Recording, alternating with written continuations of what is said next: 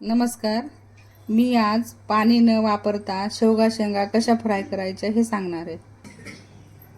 त्यासाठी घेतलेले आहेत मी हे शेंगाचं साल्ट काढून घेतलेलं आहे आणि या डब्यामध्ये पाणी घेतलेलं आहे. डब्यामधल्या पाण्यावर हे चाळणी ठेवायची आणि त्याच्यामध्ये शेंगा ठेवायच्या आणि वाफवून घ्यायच्या शेंगा वाफवण्यासाठी त्याला झाकण लावून घ्या.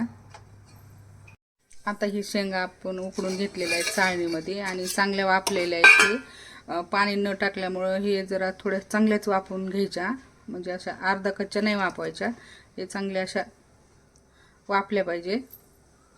आता ह्या शेंगांना आपण फ्राय करू. त्यासाठी मी एक कढई घेतलेली आहे, त्याच्यामध्ये एक पळी तेल टाकलेले आहे छोटीशी, आणि तेल गरम झाल्यानंतर मी टाकणार आहे याच्यामध्ये मोहरी. जिरे वगैरे काही टाकायचं नाही, फक्त मोहरी टाकायची. आता मोहरी तडल्यानंतर याच्यात थोडा शेंगा, कारण ह्या पाणी न टाकलेले शेंगा आहेत. लहान मुलांसाठी जर द्यायचं असतील तर फक्त याच्यात मीठ टाका. मी तर टाकणार आहे थोडंसं मीठ टाकून हलवायचं. लहान लेकरांना असं दिलं तरी चालतं, पण जर मोठ्यांना खायचं असेल तर त्याच्यामध्ये चटणी टाका. आता मी त्याच्यामध्ये टाकलं होतं मीठ. आता मी थोडीशी चटणी टाकणार आहे त्याच्यामध्ये, जास्त नाही टाकणार, कारण हे वरणाबरोबर हे तोंडी लावण्यासाठी शेंगा केलेले आहेत फ्राय.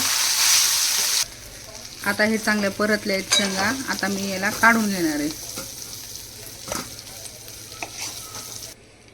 ही शेंगा फ्रायची रेसिपी एकदा नक्की ट्राय करून बघा आणि चॅनलला सबस्क्राईब करा आणि व्हिडिओला लाईक करा. थँक्यू.